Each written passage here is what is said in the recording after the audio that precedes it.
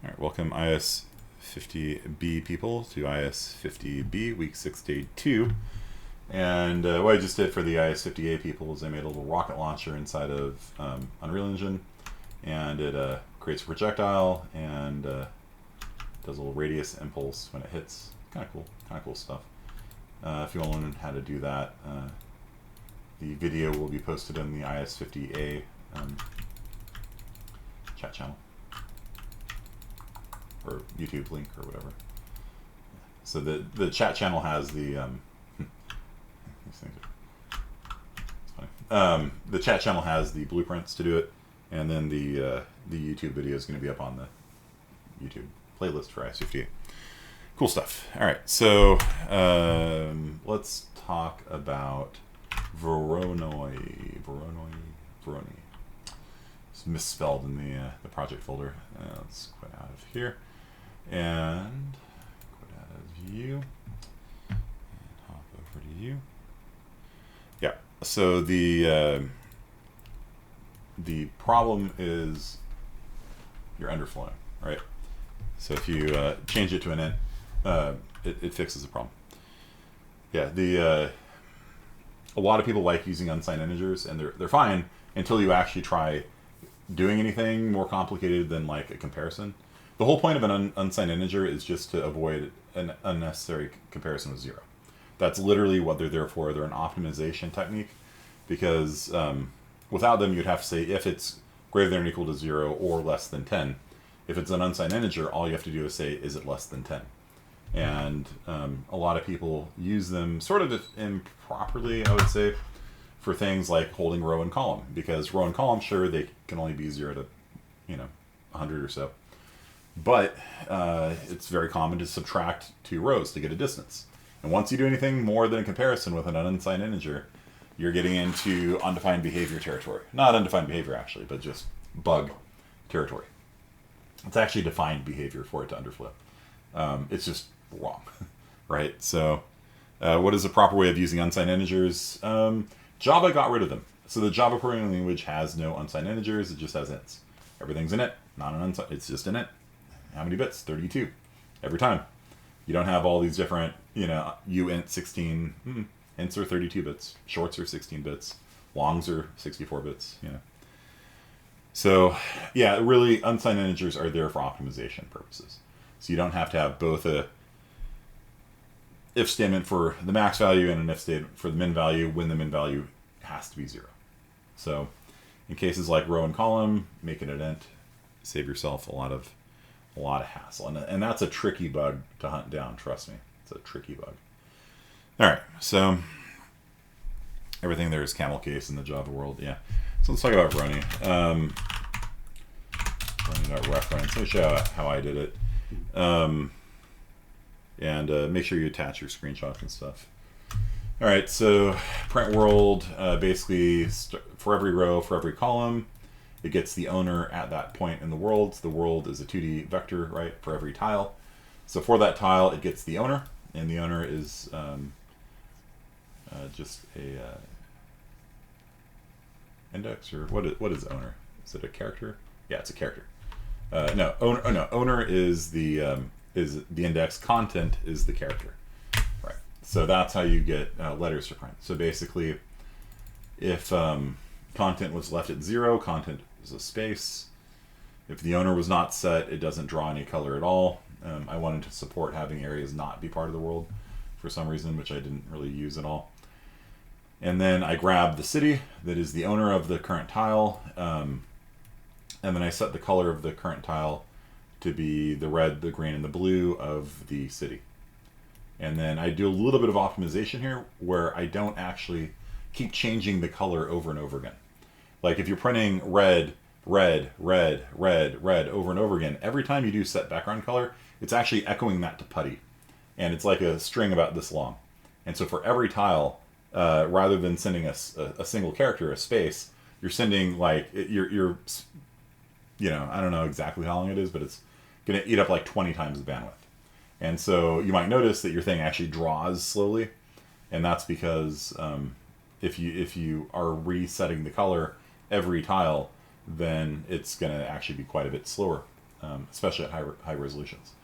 So what I do is I just remember who the last what the last color I outputted was, and then if it's the same, I don't change the color. If it's different, then I change the color. So when I go from a red zone to a green zone, I change the color to green, and then when I go to a yellow zone, I change it to yellow. But I don't keep saying set it to green, set it to green, set it to green, set it to green, because it's a. I'm not streaming. I'm not streaming. I'm not streaming. Yeah, I'm not streaming. Well, there you go. There. There's my beautiful code. So basically, for every row, for every column, I get the owner, I get the letter that's supposed to print there, and if the letter was not set, then I print a space instead, and then I'm either going to print a space or I'm going to print the letter of like F for Fresno or something like that.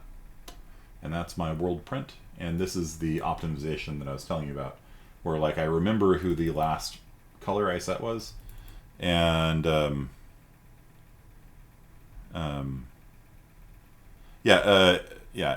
feel free to like unmute yourself or something and yell at me, Aaron, if you have permissions on that. I don't know if you do. Do you have tutor permissions, Aaron? No? Okay. Never mind. Here, I will.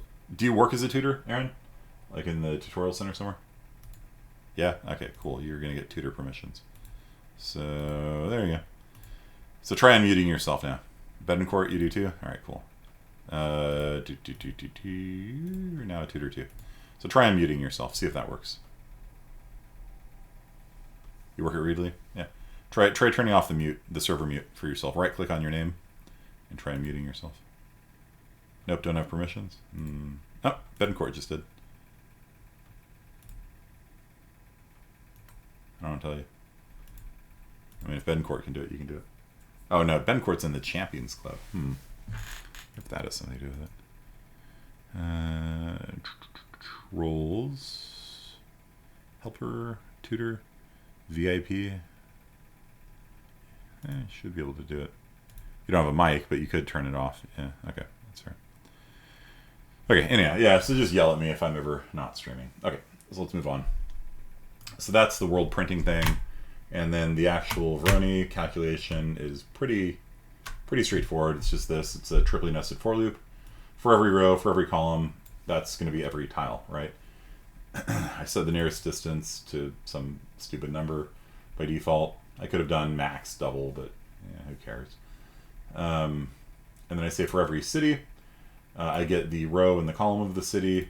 I hypot it. So I take the current row that I'm on, the current column I'm on, and subtract the row and column of that city. That gives me the distance to that city. Courses, Alex can tutor 40, 41, and math 11. Okay. It's 2 out. Okay, all right. Yeah, I mean, I believe you, dude. So that gets the distance from the current tile to each of the cities. Each of the cities we're going to go through. And if the city we're currently looking at is closer than the nearest distance, then that's the winner. At the end of the day, we set the owner of the tile to be the winner, the nearest city. And if the nearest city is greater than 0, nearest city is less than... So this is for the biggest region calculation. So figuring out, is Fresno 1 bigger than Fresno 2? Every time I add a tile, I just say that city's count goes up by 1. I print the world, wait for a second, and then I go through all the cities and see which one has the biggest size. And then I print so-and-so is the biggest city. So that is Voronoi, Voronoi, however you pronounce it. And it's pretty straightforward. Just for every spot in the world, you see which city's closest to it. All right, so your next homework assignment is going to be Voronoi 2. Okay, so Voronoi 2 is going to start with my source code. So yay, you're going to get a working implementation. For those of you that didn't do it, you get a working implementation of Voronoi. And so if you're going to turn in late, let me know right now, because like I won't push it out to you. Because once you get a copy of this, you can't turn in part 1. So yeah, this is basically my code. It looks a little different, actually. It's a little different. It's got a compute winner function up here. You're still working on it? All right. Well, I'll give you till, I don't know, tomorrow to do it. Probably helps that there's a recording now with all the source code in it. So anyway, I'm gonna push this out to you, and actually I'll just push it out to you, and if you turn in my own code, I just won't give you credit. Simple. Do your own work. Sudo deploy homework csi is 50b. You guys get Voronoi 2. Okay, so cd Voronoi 2. So we are gonna do the next iteration of the Voronoi calculation, and that's something called a relaxation, a Voronoi relaxation, or Lloyd's method, it's sometimes called. So what does that mean? Well, your basic Voronoi calculation can come up with some kind of ugly looking regions. You know, like if we're trying to make a random map, right? Like this isn't very good for like countries, you know what I mean? Like, I don't know. Like, I guess that could be like Israel maybe, you know, but like, yeah, they're not, like, usually you don't have these like really long pencil countries like that, you know what I mean? Like maybe Chile, I don't know. And so what you can do is round it off a little bit, right? Like the Voronoi calculation creates these really long and angular regions a lot of times, which don't exactly look good. So what you can do is what's called a Voronoi relaxation, or a Lloyd's method. And it looks like this. So it starts off by generating, oh, that's a cool map. I like this. I actually like this one. It's a nice looking map. Okay, so if you do a Voronoi relaxation, here's what you do. Okay, you ready? This is your assignment. You guys ready for this?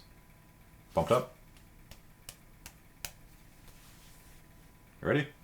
Watch what happens. If I hit yes, what's going to happen, you ready? Is it's going to, for every city, like Luxembourg or Frankfurt or whatever, it moves the city to the center point of its country. Okay? No, we're not doing rasterization yet. It's coming up. So we're going to move Frankfurt to the center part of the Frankfurt kingdom. So how do you do that? For every row and column, for every tile, let's put it that way. For every tile that's in the Frankfurt kingdom, that nice lavender color, for every tile that's in the Frankfurt kingdom, you average all the rows, you average all the columns. That's the new center point. Done.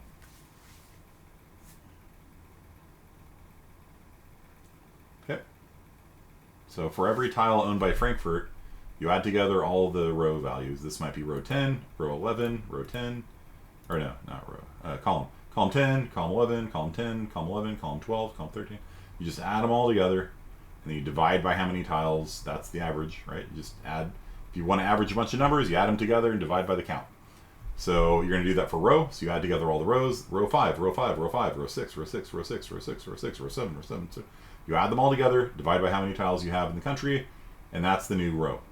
That's going to be the average row, the weighted average. And then for the column, you do the same. Column 5, column 6, column 7, column 5, column 6, column 7, column 8. Add them all together, divide by the number of tiles, and that's the new column. And watch, when I do this, you'll see Frankfurt move to right around here somewhere. Okay. And then you rerun Voronoi. So what happens is you do Voronoi based on the starting seeds, the cities, we call them here. You generate the Voronoi diagram, then you move the cities. The cities then move to the center point of the region, and you run it again. Watch this. Watch where Frankfurt moves. Boop. There it is. Okay? And then it reruns the Voronoi calculation. And so what you got now is countries that aren't quite so angular and thin and weird wedges, right? Because there are countries like Chile and Israel and things like that. In general, though, it's hard to defend a very long border with another country, right? So, yeah. Countries tend to be more round, like especially in Europe, right? Look at Switzerland, Germany, France, Belgium, you know, all tend to be kind of roundish. They're not like long, thin strips of land. So you do it twice. You can do it more than twice too. Watch. Again, again, again, again, again, again, again, again. You just keep moving the cities to the center point of their countries and rerunning Voronoi over and over again. And if you do this enough, you will end up with something that looks like this every time, which is amazingly boring. Basically, the cities will move to equidistant regions, kind of like if they're electrons, right? And they're all pushing away from each other. Eventually, they will sort of form this kind of equistatic, I don't know what the word is for it. Yeah, kind of like squares with like tips or something. I don't know. They sort of just kind of move to like an equidistant spacing. And then when you do the Voronoi, it just kind of comes up with this. It's like VHS screen at the end of the tape, yeah.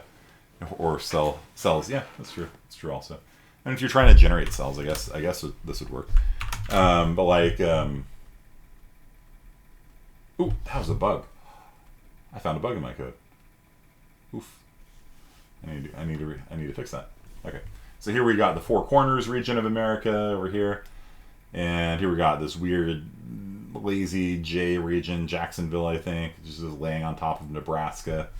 If we do a Voronoi relaxation, you see how they kind of even out a little bit, and they don't quite look so unrealistic. And so usually doing one or maybe two Voronoi relaxations is enough. If you keep doing it, eventually keep running it. You see how they're just pushing each other away, kind of like electrons repelling each other, and eventually they'll settle in on some sort of, very boring, right, look.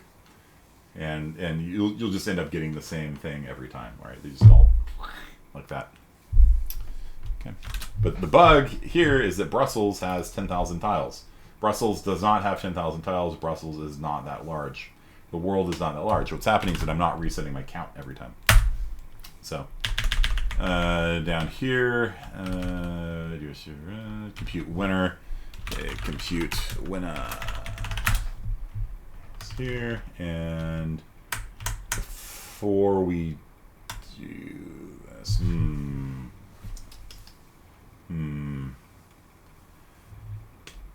before we do the Voronoi, we need to, before that, we need to reset the count for every city. So for every city in called cities list or something.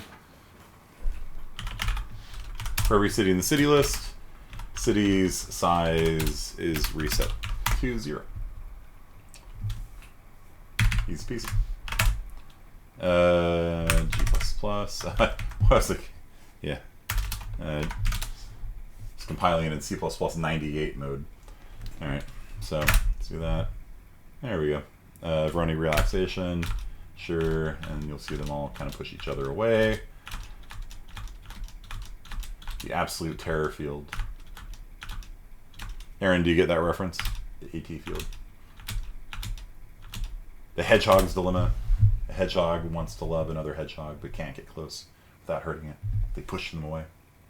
Okay. That's Schopenhauer, by the way, but it was adapted by Evangelion. You know.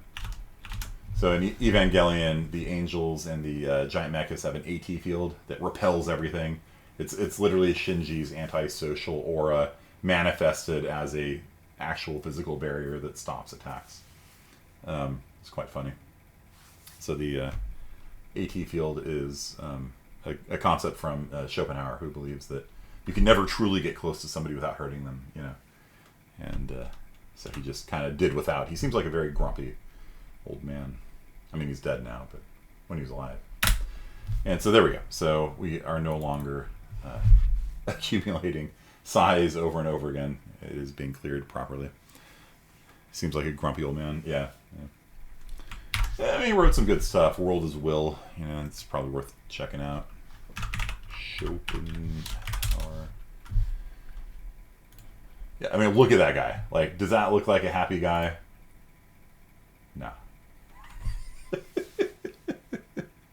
The closer you get, the more painful. Evangelion reference, yeah. Yeah, that just looks like somebody who just never had a moment of happiness in his life. I'm sorry.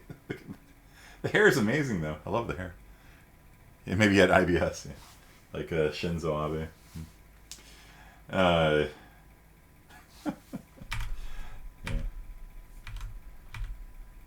No, even as a kid. Yeah. Look at that! Look at that! Look at that! He's like frowning at that dog. Look at that. Like that's not that he's. It's like there's this dog and he's like, no, get away from me, dog. Look at that! He's frowning at the dog. He's like, looks like he's petting it. No. He is pissed at that dog. It's amazing. Okay. So he told that dog numerous times not to jump on you. That is too funny. Sculpture of... Yeah, no, he's... Yeah. Okay, so that is... He's at the end of his rope. Yeah, so that is Schopenhauer. No, that is the absolute terror field, also known as Voronoi 2. So basically, you start off, you get these really weird-looking countries like this. Their capital cities are literally across the river from each other. It's like Buda and Pest, right across the river from each other. Minneapolis and St. Paul, but they're all different countries. And so the marriage of Budapest is about to split up as we do this. You can see H and the F went away, and then H is just off screen now. And you can see they eventually just are at a comfortable, livable distance from everyone else. So, okay, Prague wins with $315. That's your assignment. Okay. So that's due on Tuesday. Shouldn't be too hard. It's 4 lines of code, maybe. So probably forgetting something, but somewhere around there. Okay. So you should be able to get this, even if you weren't able to get the first one. It's not hard.